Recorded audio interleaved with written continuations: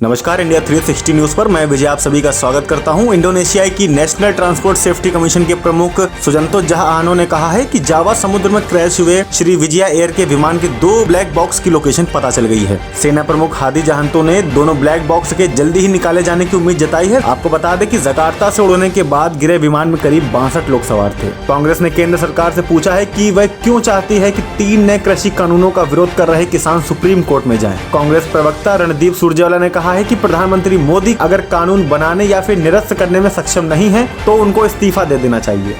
एक बार फिर से व्हाट्सएप ग्रुप गूगल सर्च में दिखने लगा, यानी किसी भी प्राइवेट व्हाट्सएप ग्रुप को यूजर्स गूगल सर्च करके ज्वाइन कर सकते हैं। इससे पहले 2019 में व्हाट्सएप गूगल सर्च में दिखने लगे थे, जिसके बाद कंपनी ने दलील दी और इसे ठीक किया गया।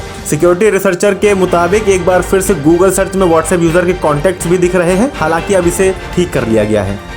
सुप्रीम कोर्ट ने सोमवार को किसान आंदोलन से जुड़ी याचिकाओं की सुनवाई करते हुए केंद्र सरकार को जमकर फटकार लगाई। अदालत ने कहा है कि आंदोलन में किसानों की जान जा रही है, ऐसे में सरकार अभी भी इन कानूनों पर रोक लगाएगी या फिर अदालत ही आदेश जारी करे।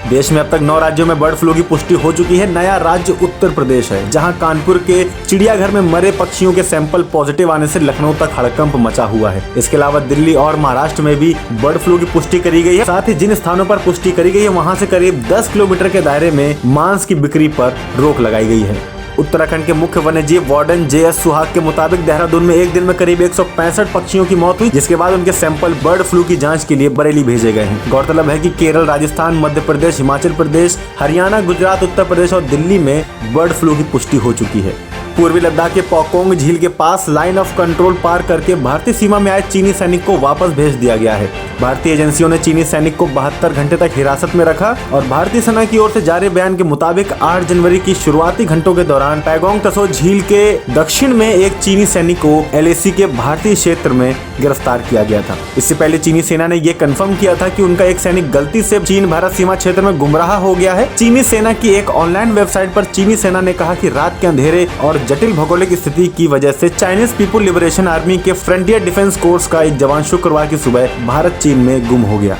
शनिवार यानी 16 जनवरी से देश में टीकाकरण शुरू होते ही पहले चरण में करीब 30 करोड़ लोगों को वैक्सीन दी जाएगी।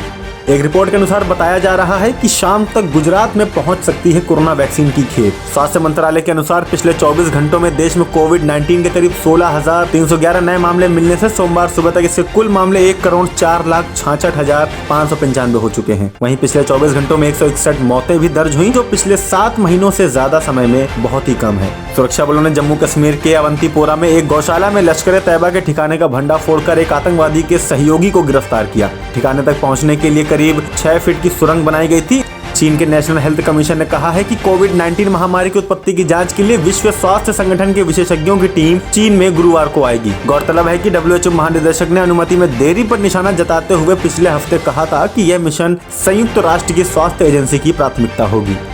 BSE का सेंसेक्स सोमवार को करीब 3,000 से अधिक अंक चढ़कर खुला और इसने पहली बार 49,000 का स्तर पार किया। वहीं निफ्टी भी 14,400 से ऊपर पहुंच चुका है। सेंसेक्स की 30 कंपनियों में इन्फोसिस, HCL टेक और TCS समेत IT कंपनियां तेजी के साथ कारोबार कर रही थीं, जबकि एक्सिस बैंक और बजाज फाइनेंस की शेयरों में गिरावट दर्ज हुई है। NCB ने ड्रग्स केस के अभिनेता अर्जुन रामपाल की बहन कोमल रामपाल को पूछताछ के लिए समन किया है। इससे पहले भेजे गए समन के बाद कोमल ने खराब स्वास्थ्य का हवाला देकर पेश होने में असमर्थ होने की बात कही थी। नवंबर में अर्जुन के घर पर छापेमारी के दौरान NDPS कानून के तहत प्रतिबंधित दवाएं भी मिली थीं।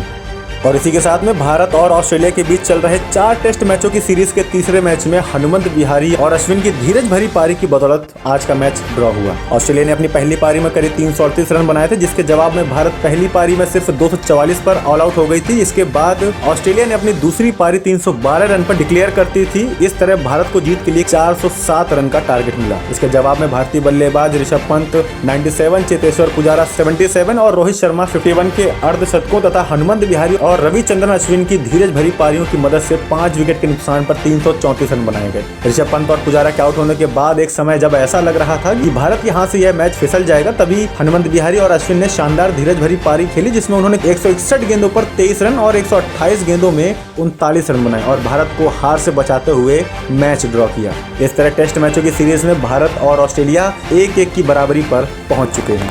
सिडनी टेस्ट के दौरान कुछ दर्शकों द्वारा भारतीय क्रिकेटरों पर की गई नस्लीय टिप्पणियों को लेकर सचिन तेंदुलकर ने ट्वीट किया है कि खेल एकता के लिए है, ना कि हमें बांटने के लिए। उन्होंने लिखा कि क्रिकेट भेदभाव नहीं करता, बल्ला और गेंद उसे थामने वाले व्यक्ति की प्रतिभा को पहचानते हैं, उनकी नस्ल, रंग, धर्म या फिर राष्ट्रीयता को नहीं।